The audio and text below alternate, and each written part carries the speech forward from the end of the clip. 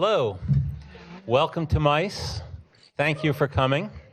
And I also want to thank Lesley University Art and Design for hosting MICE now for 10 years in a row. Yay.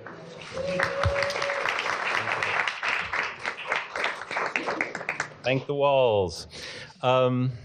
MICE is produced by the Boston Comic Arts Foundation, or BCAF. BCAF is a 501c3 charitable organization with the goal of furthering and, encouraging a passion for graphic storytelling. We started the foundation so that MICE could be a nonprofit, but we gave it a grander name than that, so that the mission could expand beyond MICE. And we are currently have helped to support 3 other newer, younger, smaller shows, including the Boston Comics Kids Fest, which has had its second year show this year. Comics in Color, which will be having its first show next year. And Pod Tales, which is actually a dramatic podcast festival, which is having its first show tomorrow next door in London. So if you want to check that out tomorrow, that would be a good idea. Like a schmuck, I didn't print out my thing. Anyway, so we're always open to donations for BCAF. Check out the website, the MICE website for that. Help us support independent comics in the Boston area, or consider being a sponsor of MICE if you'd like to. Thank you. And now, welcome to the Biography in Comics panel. I'm Dan Mazur. I'll be moderating, and I am very proud to be sharing the stage with these 4 wonderful cartoonists and presenting their great biography comics today. It's tempting to say something like comics are uniquely suited for the biography genre, but I won't say that because I think that comics are uniquely suited for every genre. So you're always kind of tempted to say that on any panel. But I will say that the strengths of the comics medium are certainly on display in biographical works. A cartoonist has the ability to create and develop a vivid identity for and an intimate connection with the drawn character, while simultaneously visually bringing to life and characterizing the setting, the time, the place, the physical world in which that character lived. In comics, we can also use an infinite variety of visual metaphors to convey the subject's inner life and the forces at play in the world around them, and if desired, to explore the relationship between the author and the subject. I think these 4 cartoonists and the books that we'll be talking about demonstrate all of these qualities. So I will now introduce them. They're not sitting in the order that I'm going to introduce them in, so just wave or something when I say your name so we know who we're talking about. Dave Ortega is a cartoonist originally from El Paso, Texas, and now based in Somerville, whose comics and zines are about memory, history, and family within the context of Latin America. He is wrapping up a 6-issue series titled Días de Consuelo, which is about his maternal grandmother's immigration to the U.S. following the Mexican Revolution. He has taught comics at the School of the Museum of Fine Arts in Boston. He also created an interactive educational comics project in collaboration with the Art Lab at the Institute of Contemporary Art, Boston. He has shown his work over the years at Small Press Expo, New York Art Book Fair, Comics Crossroads Columbus, Solson, Latino Comics Expo, and Cake, just to name a few. A few weeks ago, he exhibited at the New England Art Book Fair, and in 2 weeks, he will be exhibiting at Comic Arts Brooklyn for his 5th year in a row. He also does freelance illustration and graphic design and works in public access television and media production at Somerville Media Center. Dave Ortega.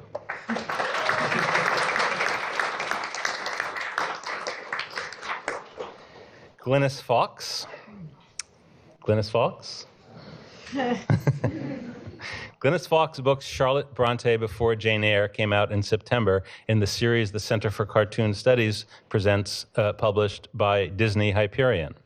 Her book Persephone's Garden, a collection of shorter pieces, is also out this fall with Secret Acres. She lives in Burlington, Vermont, and teaches at the Center for Cartoon Studies. Her comics have appeared in NewYorker.com, and she has won the Society of Illustrators Mocha Fest Prize twice and has been nominated for an Ignatz Award. This fall, she received a Vermont State Arts Council grant and a School of the Museum of Fine Arts Boston Alumni Travel Fellowship to research her next book. Beth Barnett is based in Cambridge, Massachusetts. She makes comics about heroes, health, and history. Her most recent book, Dreamers of the Day, chronicles her March 2019 visit to Oxford University, where she researched the enigmatic Lawrence of Arabia. And finally, Nick Thorkelson is a cartoonist living in Boston. He has done cartoons on local politics for the Boston Globe and in support of organizations working on economic justice, peace, and public health. He is the co-author and/or illustrator of The Earth Belongs to the People, The Underhanded History of the USA, The Legal Rights of Union Stewards, The Comic Strip of Neoliberalism, and Economic Meltdown Funnies, and has contributed to a number of nonfiction comics anthologies. He is working on a graphic biography of William Morris. That, I take it, is the artist, not the agent? Yes, yeah. Always important to say that. Nick also moonlights as a musician, animator, graphic designer, and painter. So there are our four.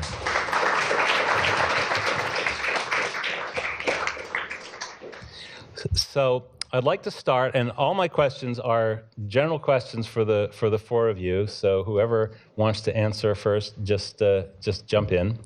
I'd like to start by asking you all about the genesis of the project. How did you choose your biography's subject? So shout out to the Boston Comics Roundtable. A few years ago, one of the questions was if you could have any book be in existence, what would it be as a comic? And I was like, oh, I really want there to be a graphic biography of Lawrence of Arabia. And then I realized that no one else was going to do it, so I may as well. So I've spent the last few years starting research for it, and then this March made a research trip to Oxford and got to sit in on his archives, and that's really where this book came from. Okay. My book is part of a series that originates at the Center for Cartoon Studies of historical biographies. There's one about Helen Keller and Annie Sullivan. There's one about Houdini and Thoreau, and it had lapsed, but I think it was Disney buying Hyperion that there was, again, money for this project. And so James Sturm asked me and gave me a list of potential subjects, and the Brontes jumped out at me. So, yes. And for me, for like a lot of people, I talked with an older relative, in this case, my maternal grandmother, about her stories that I heard as a kid that as an adult I wanted clarification on, and just to learn more and satisfy my curiosity about.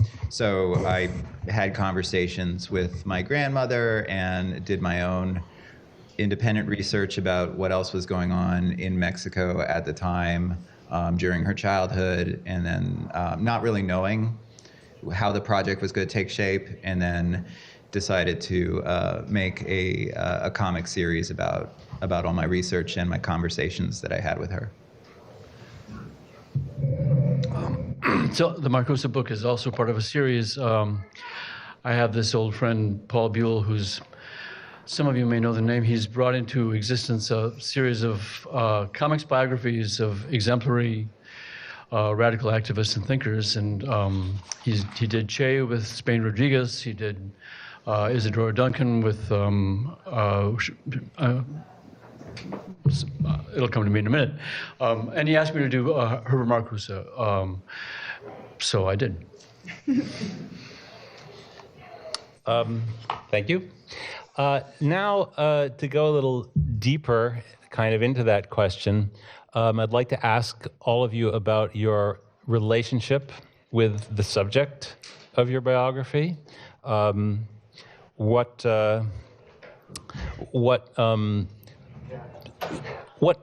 preconceived ideas or feelings did you have about the subject of your biography, and how did that relationship develop? I mean, in some cases, or at least in one case, there's an actual real relationship. The others are more imaginary relationships, but relationships nonetheless. So let's talk about that. You. All right. Yours is living. Yeah, well, no, she was living. Okay. So like I said, just to expand on how I answered the first question is, you grow up listening to certain stories as a child that as an adult you want to process a little better. Because I think it's interesting because, we have relationships to our parents and our grandparents. And it's very guided in one direction all through our childhood as they're taking care of us. And then as we become an adult, then I think, for me anyway, I began to see them as fully formed people, which is always a revelation. Like, oh wait, my parents were people, my grandparents were people. It also seems like families have narratives. Like this is how it happened as you grow up, and then according to us. Yeah. And then you're old enough to question. Wait, what else was going on? Exactly. Yeah. And so just trying to get some of those facts, because she mentioned the revolution, and in my head I thought of like the American Revolution as a child, and I'm like, that is not at all what happened with the Mexican Revolution, which was an agrarian kind of uprising that the bourgeois classes kind of co-opted, and it's very complicated. And so I had to do my own research about that as I was listening to her stories. And so what I tried to do within the book is supplement those parts of her story with this history, which was new to me, and which I imagine will be new to the reader. So it was that kind of sifting through information and then finding out the history behind it. Oh, okay. So for my story, or my book, I had read a biography of T.E. Lawrence about 9 years ago. Just picked it off the shelf, knew nothing about the man, hadn't even seen the movie, and became captivated by him. And as time went on, I kept finding myself being pulled back to learning more about him, and again, like World War I and the Arab Revolt. So, like I said, over this last year, I had the opportunity to go and do more research, and this book happened, and it was just really cool to be able to sit in archives and look at photographs that he took, because he was a keen photographer, and looking at all these cool artifacts and being like, this is a real person who lived 100 years ago, and really connecting to them. You've seen the movie now? I have seen it twice, and I'm looking forward to setting the record straight as to what actually happened. Yeah, I was going to ask how... It's a very good movie. It is not a very good biopic. So it very much is one of those movies that you cannot use as, like, this is historical fact at all. But, yeah. It's also probably worth mentioning now in terms of Beth's book, kind of unique among the four, that it really blends or blurs the line between biography and memoir. And why don't you tell us just a little bit about that, because it's an unusual format. So my project is a hybrid memoir biography. I had intended to sit down and make a reasonably lengthed small travelogue about this trip, and it grew as I realized that I needed to provide context. And in providing context, I told a very cherry-picked small biography to connect what I was seeing with Lawrence's life to make it more so that my readers would be able to understand what was going through my head as I was looking at these specific locations in Oxford, and as I was looking at various artifacts, and as things were coming up, like a plaque talking about his sexuality. I really wanted to be able to touch on that, and in a way that was respectful to his memory, and be able to properly tell a good story.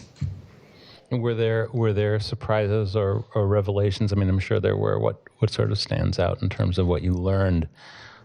I think one of the coolest things that I saw was the collection of the materials that he had essentially dug out of the ground in and around Oxford. He was an archaeologist and started his archaeological expeditions as a teenager, and which meant that he was going around to all the various construction sites in Oxford in the early 1900s and asking if anyone found anything, and then reconstructing glass bottles.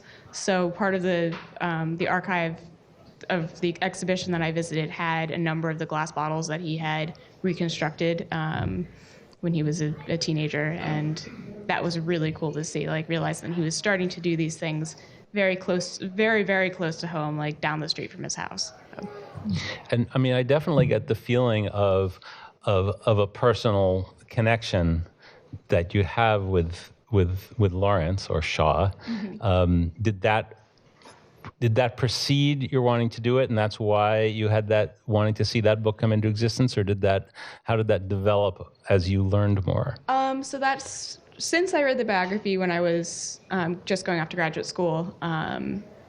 I was 23 and just found him to be a really fascinating individual. He was not just a war hero, but an archaeologist. He's also a book designer, and I just finished a degree studying graphic design, and I was like, this is a really fascinating person, and I just always felt a bit of a kinship to him, and then decided to do this project, and now refer to him as the other man in my life. Not to be confused with my husband, who's sitting over there. Thanks. Yep. Nick or Glynnis, jump in on that. Well, I had heard a lot about Hubert Marcuse, who was an extraordinarily popular philosopher in the 1960s and 70s, especially with the students in the anti-war movement, which I was, of which I was one. But I didn't have much interest in philosophy. In fact, I found it opaque and impossible to deal with, and so I had never really tried to read him. I knew that all the people that I admired liked him, and all the people I despised hated him. So I was open to the project, and sure enough, I picked up One-Dimensional Man. We actually started with a 4-page comic in Jewish Currents magazine as a kind of a rehearsal for the project, and I just tried to read that book, which might be his most difficult book, and I said, oh my God, what have I got myself into? I eventually learned that there are passages in his that, not having any training in philosophy, I was not going to encounter him through that so much as by taking in the spirit of what he was saying, and I learned that if you look around in his books, there are these extremely poetic and poignant things that he says, and then you begin to see what he was up to. But getting to know him as a person was a tremendous adventure and pleasure. I spent a weekend with his son, who at that time lived in Waterbury, Connecticut, and I met a number of his graduate students. I learned that a lot of my friends in Boston had come here in order to study with him at Brandeis, and so it turned out that I had many connections. A friend of my parents was his colleague at UCSD, the San Diego campus. So, and his graduate students tended to be my age, and George Katsifikas was teaching at Wentworth. I spent some hours with him, picking his brain, and talked on the phone to Bill Lease, who's a chief student of his teaching in Canada, and there's no biography of him. I had to. There's a lot of books about his ideas, so it was. I felt like an explorer, getting to know him from people who knew him and fooled around with him, and knew him very well. And I just came from the Marcuse conference in Santa Barbara, where where some of the old graduate students of his still congregate and say hi to each other, and that was a blast. So gradually there got to be a very strong connection, and I became very fond of him, and it felt like a big responsibility to tell his story properly. Sorry, you want to go ahead? It just surprised me when you said that you hadn't really been a big reader of his philosophy all along. I thought, because as I read this book, I thought, oh, this is someone who's really lived his life absorbed with these ideas. So you caught up fast. Wasn't that fast? Okay. I guess. Thanks. Yep. Like you both asked, was I a Bronte fan all along? Not especially, but my mom read Wuthering Heights to me when I was 12 or 13, and it was terrifying. But then I had to read Jane Eyre in high school, and I did not get it, and I thought it was long and boring and just a big fat book that I didn't relate to. And that has changed from... I don't know if I'd read it again before taking this on, but I knew I'd read another of Charlotte Bronte's books called Villette while working on a dig in Crete, and I really related to that book very closely. So I think I wasn't old enough to be able to read one of her books on her own, but through this project, researching the lives of all of the siblings, I felt closer and closer to them, so much that I thought, like, Charlotte's coming with me everywhere. Like, she's coming to my yoga class. And I read absolutely everything that I could. She wrote around 1,000 pages of stories set in fantasy worlds before she even began Jane Eyre, so those are wild. And I also really sympathize with her growing up through her writing and through focusing her work as she went.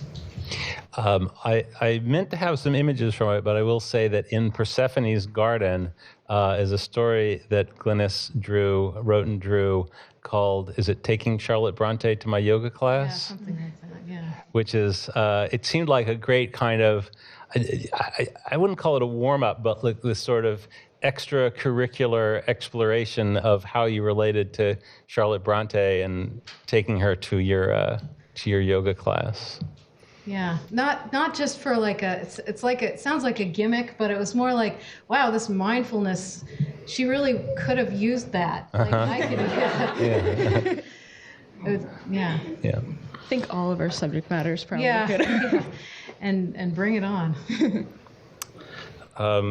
So you've all touched a little bit on it, but would you like to talk about your research process and how you went about going from the research to the art specifically?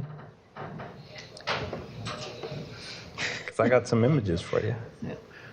I'm talking anyway. I read first read a kid's biography and just like took notes about things that happened in life, and then read increasingly huge biographies. The one I used most was about 500 pages, and then letters and those extra stories. Letters really helped a lot. Oh yeah, their drawings, 2 drawings that Charlotte made of herself, one from a margin that isn't labeled, margin of a textbook, I think, and then one from a letter, and then the only drawn portrait of her, or professionally drawn portrait of her. So reading, setting out events on note cards, then making like a school-style outline. And I was James Sturm was my editor for this, and he was the one that really helped both figure out it should start when she was 21, when she got a letter from the poet laureate of England saying, literature cannot be the business of a woman's life. But besides that, you're doing great. And then start over with how she grew up and the very tragedies of mother and 2 sisters dying, and how she overcame a lot to write what she did. But so yeah, making an outline and drawing scenes, taking out scenes, expanding scenes, because this book had to be under 90 pages. It couldn't be the epic tome that it could be if I didn't have that constraint. And I realized the stack of pages I didn't use is almost as high as the one that I did, but I'm very glad to have it compressed. Yes. I think there's a Gilbert and Sullivan song that singular abomination, the lady novelist, they none of them be missed, they none of them be missed. You're right. But because of Charlotte Bronte, I've read a lot of Elizabeth Gaskell books, and the 19th century, they had a lot more time, and they didn't have an editor saying, we can't publish something over, this many pages, or, Anne Bronte could have been edited a lot. Charlotte, her work, her first novel, wasn't published in her lifetime because it didn't hold up. But Jane Eyre, I think every sentence should be there. So that's true too. Yeah. The research was, like I said, there was no biography, so that kind of made it more fun. I read his books, and I met the people that knew him and filled lots of notebooks. There you go. And when an image came to me, I would put it in the margin, and that's one that made it into the book. The idea of the heavy industry being both a trap and the Garden of Eden, and that we have been expelled from there into the precarious society, where we wander the earth dependent on the labor of our thumbs. But it was, let me see, the thing about, I think that's all I want to say about the research process. Okay. Dave, you also touched on this, but you had this kind of almost lifelong, nonlinear research process and different conversations with different relatives. And Yeah, not exactly lifelong. Well. I started really kind of seriously talking to my grandmother about 10 years ago. And so it was, she lived to be 103, so it was like the last 10 years of her life. And so her mind was kind of all over the place. Like, she was still very lucid, but so there was that challenge when trying to lay this all out in a chronology. And then where the historical aspect kicked in, at the beginning, I didn't really know anything about the revolution, so I read a few overviews about it, and then I read different things about specific battles within it, and then also just culturally kind of catching myself up with Mexico. Like, geographically, it's very different. Like in the South, it's more tropical.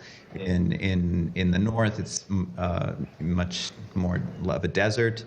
And so how that geography plays into her stories and the history is very important. So it was all these touch points that I knew I needed to get right, as well as just like what I knew about the culture, which was far removed from her childhood in the interior of Mexico. You know, mine was a suburban Mexican-American upbringing. But you know, there were still touch points to that as well. And she was very religious, a devout Catholic her whole life, and I had a Catholic upbringing, but I'm not religious at all. And then so just trying to be respectful of that and not inserting my own views about religion or anything, you know, just kind of letting her story take shape, and me being more of an observer to it. So this was all stuff that I was thinking as I was putting it together, and then I saw that as it was taking shape, that like as straightforward a chronology, inserting with history wherever I could, would be the way to tell this particular story. Did your family have a lot of photographic material that you could draw from? Not really. There's some early photographs, but not until after she made it to the U.S. in 1925. Like then, there's a lot more photographic reference. But the revolution itself was one of the first wars to be photographed. So there is an interesting repository of reference photos that I did look to. Like there's an archive called the Casasolas Archive, which has its own kind of fascinating history, and you know, there's records of really interesting, you know, battles, as well as the soldaderas, the female soldiers, and how. Just seeing how like the soldiers got from one place to another, they would climb all over the train. It wasn't just in the train. They were at the front on the engine. They were on the roofs of the cars, and just learning little facts like that and seeing the photographic evidence toward that as well was very fascinating. Yeah. Okay. Beth, what else would you like to say about your research project? So I am in a weird position where I'm still very much in the actual research process for the larger biographies, the proper biographies. So I am currently I did archival research, so I went into the archives in Oxford and sat down and got all these big boxes out and filled with papers, and went through those, and lots of photographs, which was amazing. And for more research, I'm very fortunate that there is a lot of material that has been written and published about Lawrence. And probably more importantly, there are lots of collections of his letters that have been released. So I've been able to actually read letters that he wrote to his family and to friends and to people he hated, and get more of a sense of who he was as a person. And so very much going into that sort of research. Trips, I'm hoping to do a trip to Jordan within the next couple of years, so that I can draw from life and really get a sense of what the environment is like. The really unfortunate thing is that he had a very bad habit of burning all of his notes. So like there was a book that he wrote before the war when he was a student, well, not a student, after he had traveled through the Middle East as an archaeologist, that he was like, you know, I might die, so I don't want my mother to find this, so he burnt it. And then like he had all these notebooks and filled with notes that he had written during the war, and was like, all right, I wrote the first draft of this book, I'm gonna burn all the notes, and then proceeded to lose the first draft of the book. All handwritten left it in a briefcase in Reading train station. So That station is probably full of I would love to see like babies. babies. Yeah, I'd love to see if like if there's just like a hidden room that's just like all the stuff that people have accidentally left there over the last 100 some odd years. So it's a lot of case of trying to find the right material to use, and then relying as much as I can on his personal writings.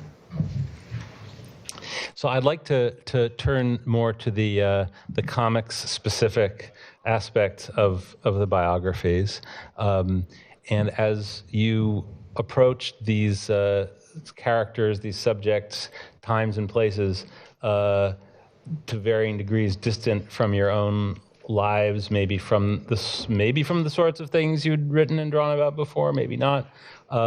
What sort of stylistic choices did you find yourself making, or find yourself evolving towards as you drew, as you sketched and planned? Again, whoever wants to jump in on that. So I'll just jump in because I was just talking. So I didn't really use panels in this book. There are a few, I think there are maybe 5 panels total properly like boxed in over the entire 140-page book. But I really wanted to go for a very loose and kind of not quite, well, like loose and moving and not being constrained, because it was a trip, and like time didn't really feel like it existed while I was there, because I was so deep in research. And there's a lot of bleed between the early 20th century and the early 21st century, and I wanted there to be sort of a loose, like, these things are overlapping and happening at the same time, but also not happening at the same time.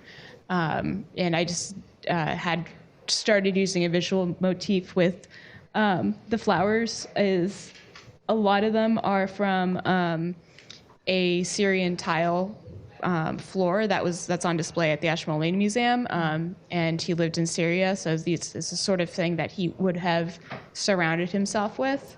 And then also there's and I don't think any of these slides, but I used a lot of William Morris design work, because he was a huge William Morris fan and had Morris stuff hanging on his walls when he was like from a teenager onwards, because he just really liked things that were pretty and wanted to surround himself with beautiful and useful things. So I wanted to bring that through in my work. It's a good question for all of you. So. Yeah. Oh, yeah.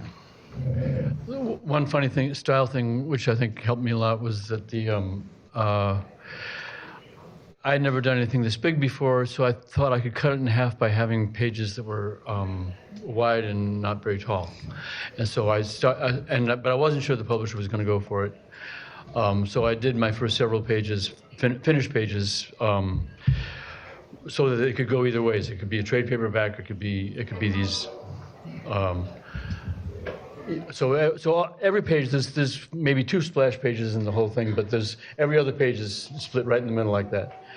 And that was a very good discipline, and it also kept me from. I mean, I have most of my comics people think they're too verbose, and I think this might be too, but it's less so than most, because that format. Organization. Yeah, got me a little more disciplined and not trying to pile everything in at all times. As far as style goes, I don't think there's not much difference between this and other stuff that I've done, except that it's not quite as dense as former comics. And in terms of the scenes, because I was his contemporary and got to talk to a lot of people who knew him, it wasn't much of a stretch to imagine the classrooms, the houses, the demonstrations that he spoke at, and things like that.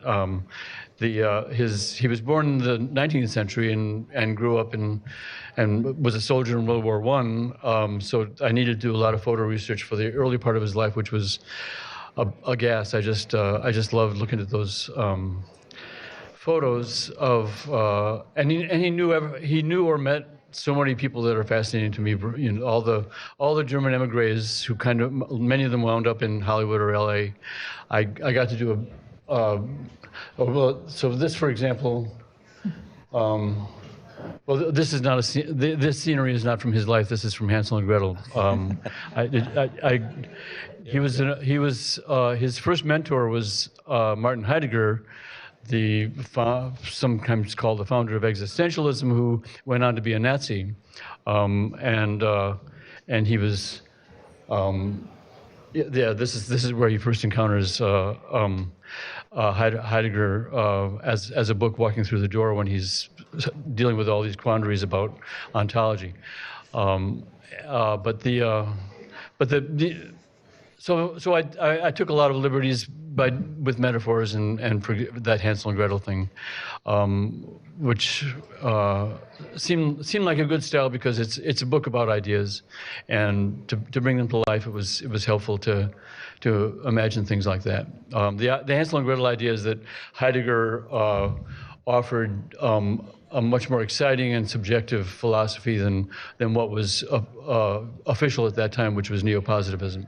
And I thought of that as being like the house made of candy, and all these young Jewish graduate students are attracted to it, not realizing that the guy inside wants to have them burned. I usually describe this book as a book about a serious 20th century philosopher, as though drawn from Mad Magazine in the 1960s, or the kind of an. Thank you.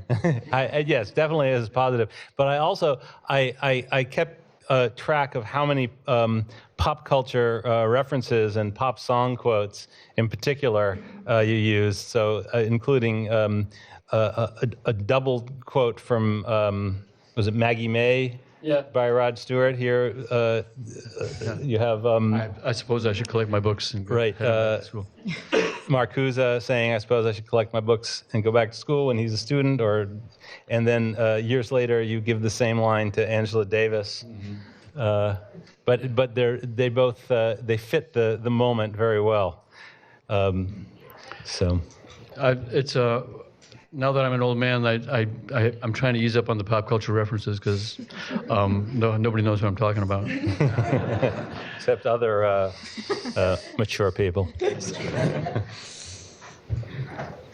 I was, one of my first worries was, oh no, 3 sisters, how do I differentiate between them? I wanted, James said, no problem, you're gonna, yeah. I wanted the faces to look very simple, but Charlotte has dark hair and glasses. Emily's got kind of messy hair, and Anne was the most fashionable. So got it.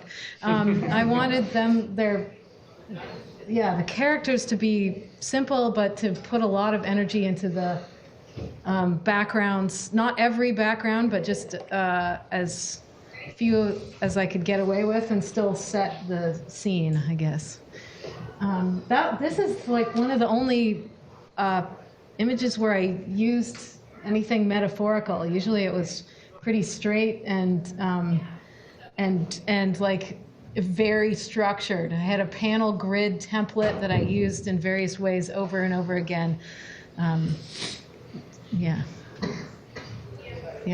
Wait, was there more to that question that I forgot because it was so long ago? No, I mean, I just, when I first started seeing when you were posting the pages, I wasn't sure that I had seen you use this particular heavy penciled I had never look. Used that.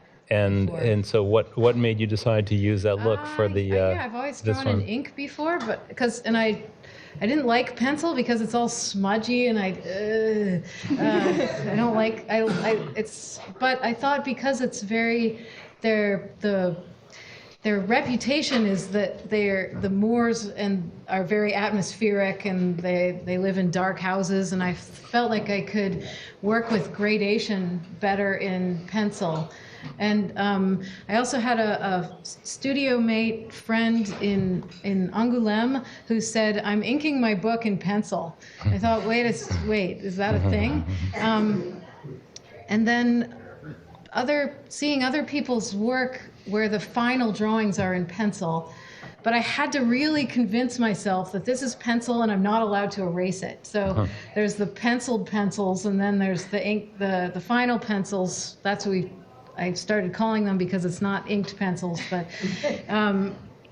that, and I really didn't erase very much. Sometimes the expressions I had to change a little bit, but I tried to get it like, this is it, no going back, like it is with ink, except that you can use white and stuff to fix it. But mainly for the like weather, the clouds, and and gradations of light. That's what I wanted to play with. Yeah. Yeah, I love it. Oh. Yeah, and yeah, like other panelists have talked about, like the grid. I think making the decision to either use the grid or not use the grid, and then how you use the grid, is kind of important to figure out how the flow of your story is going to go. And for me, most of the story is told in 6 panel grids per page, and occasionally I delve into like 8 panels a page with the historical stuff, and then I'll either open the chapter, or somewhere in the middle there'll be like a splash page, just to kind of emphasize an emotional point maybe. And I was thinking about, it was either something I read online, probably like Frank Santoro or something, because he's very big with the grid, like how it's a musical staff in a lot of ways for cartoonists, in the way that it kind of sets everything up. It's scaffolding. Yeah. And there's been many versions of these books in notebooks and on scratch paper, like just trying to figure out the right way to get across an idea. So there was a lot of experimentation on my part. And then I also did a full inked version of the book, but I really hated my drawing style. And so I scrapped the whole thing. Whoa. And then restarted the whole thing in this drawing style, which I'm grateful that I did. And like I was talking with Nick before the panel, and he brought up a very old comic of mine. I'm like, oh, I hate that drawing style so much. And so, but it was important for me to get over that hump. And as far as like influences for the book, like I always, like Jaime Hernandez, who's here, is, you know, I always look back to his work. He's a compositional genius. Like I always refer people to Jaime's pages about composition. So if I was ever struggling for something with composition, you know, I always look to Jaime's work, and then I look to other historical comics to see. Mouse has always been like the gold standard for historical comics, and there's good. It's very well deserved.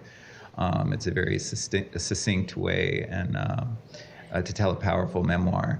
And so just, you know, constant looking to other things and not being afraid to let those influences show, you know, show your influences, you know, it's fine.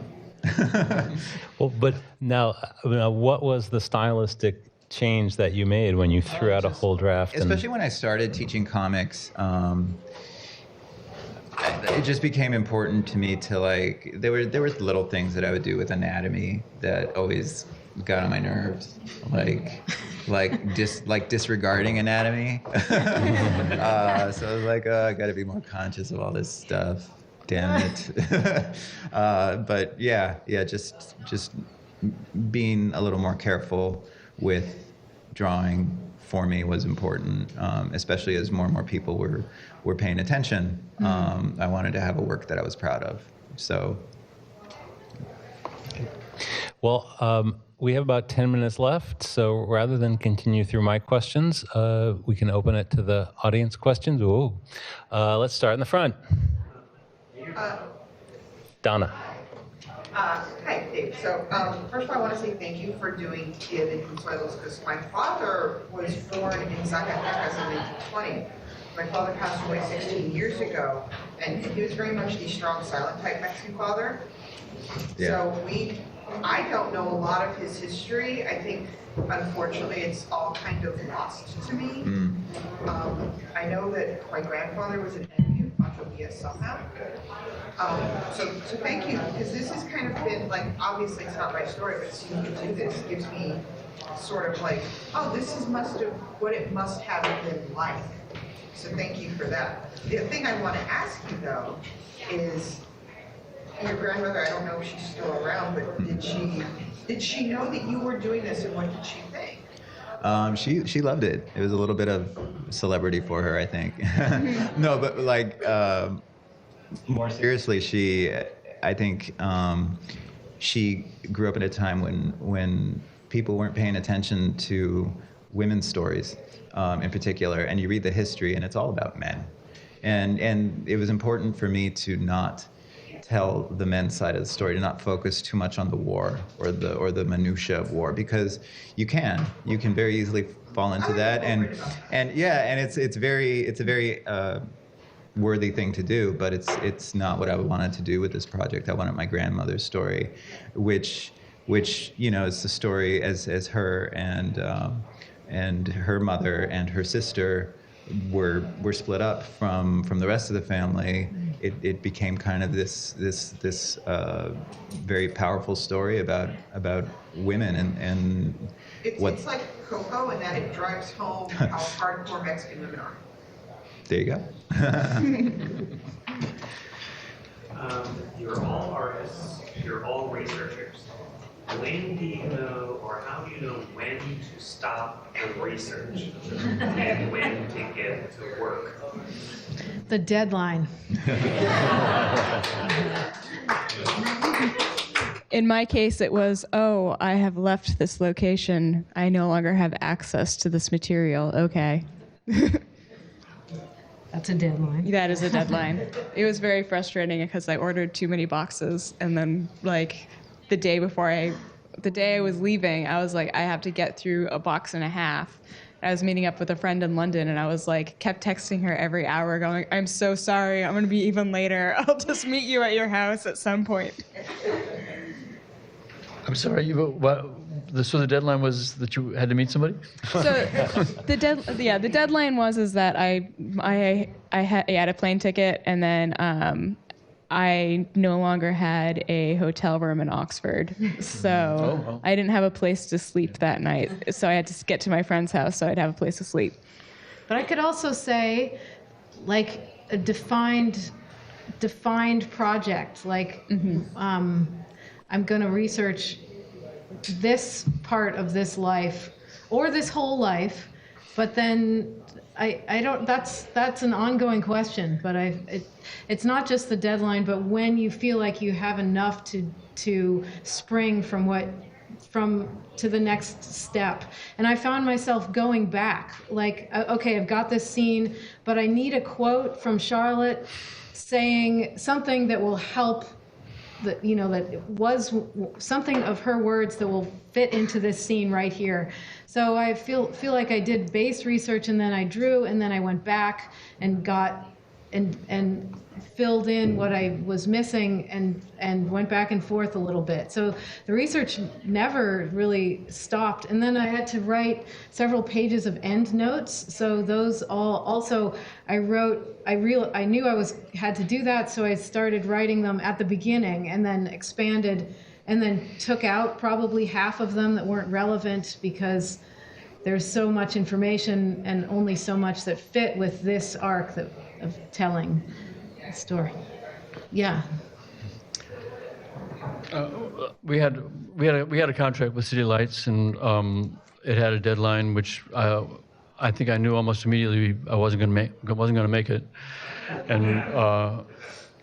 and Paul Buell, one of my editors, said they don't really expect you to. But after setting it back a few times, it began to be a real deadline, and I don't remember how we decided that the actual deadline was real, but I somehow got it in over the transom in time. The hardest thing was to stop flailing about in research and to start telling a story.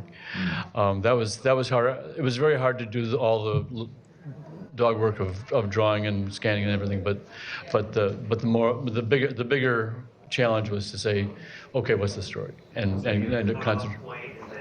And then I'm going to work. Yeah. Right.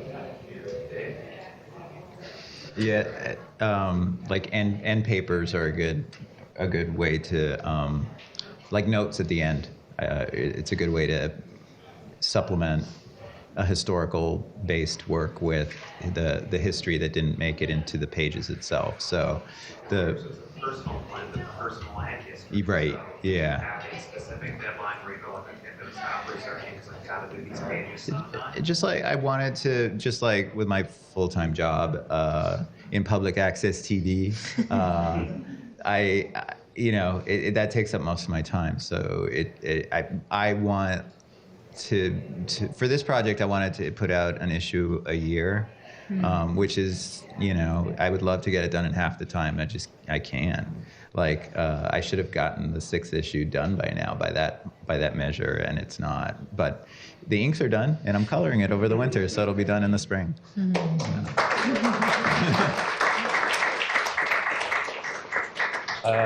We have time for another question.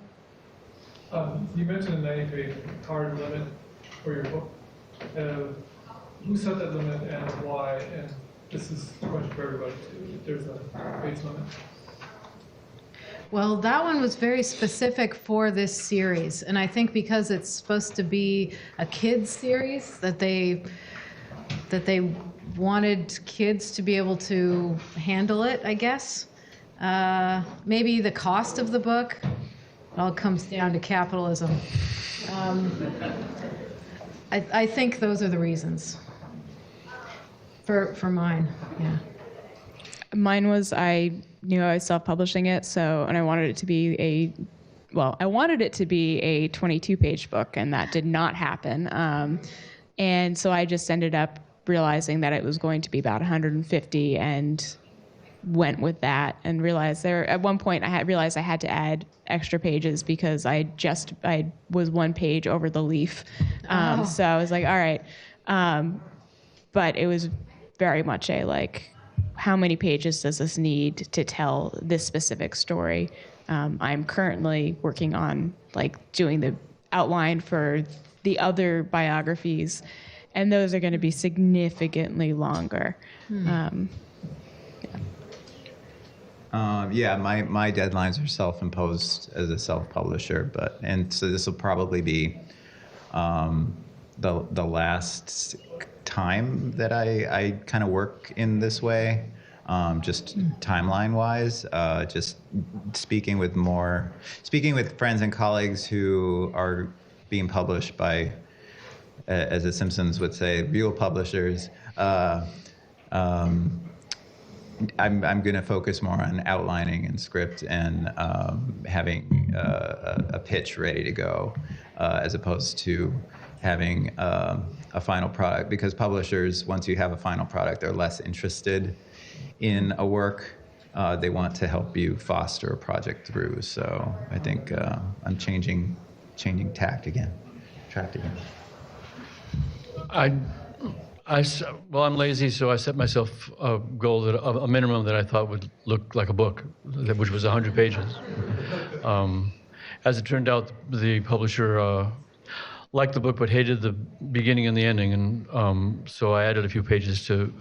But their suggestions were actually very good. So it's a little more than 100, but that was how I don't know how I came up with that number. I just looked at some graphic novels and thought which ones seemed a little flimsy to be called books, and they were mostly under 100 pages. Yeah. Right. Okay, I think that's our hour. So thank you very much.